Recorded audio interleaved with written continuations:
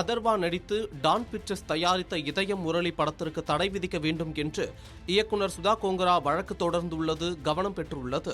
சிவகார்த்திகேயன், அதர்வா, ரவிமோகன், ஸ்ரீலீலா நடிப்பில் சுதா கோங்கரா இயக்கிய படம் பராசக்தி. பொங்கல் வெளியீட்டாக வந்த இப்படம் இந்தி திணிப்புக்கு எதிராக நடந்த போராட்டத்தை மையமாக வைத்து உருவாகியிருந்தது. டான் பிக்சர்ஸ் தயாரிப்பு நிறுவனத்தின் மூலம் ஆகாஷ் பாஸ்கரன் இப்படத்தை தயாரித்து இருந்தார். ரெட் ஜெயிண்ட் நிறுவனம் இப்படத்தை வெளியிட்டது.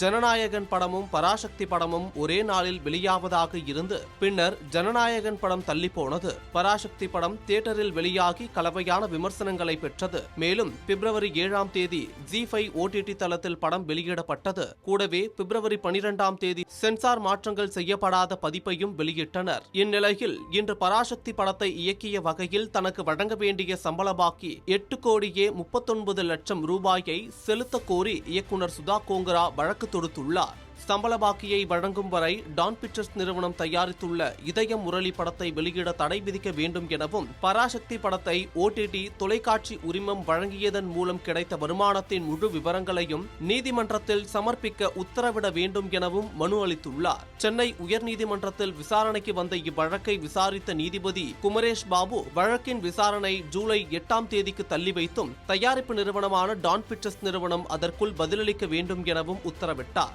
அதர்வா நடித்து டான் பிக்சர்ஸ் தயாரித்த இதயம் முரளி படத்திற்கு தடை விதிக்க வேண்டும் என்று இயக்குனர் சுதா கோங்கரா வழக்கு தொடர்ந்தது சினிமா வட்டாரத்தில் அதிகம் பேசும் பொருளாகியுள்ளது. அதே டான் பிக்சர்ஸ் தயாரித்த பராசக்தி படத்தில் அதர்வாவும் முக்கிய கதாபாத்திரத்தில் நடித்துள்ளது குறிப்பிடத்தக்கது.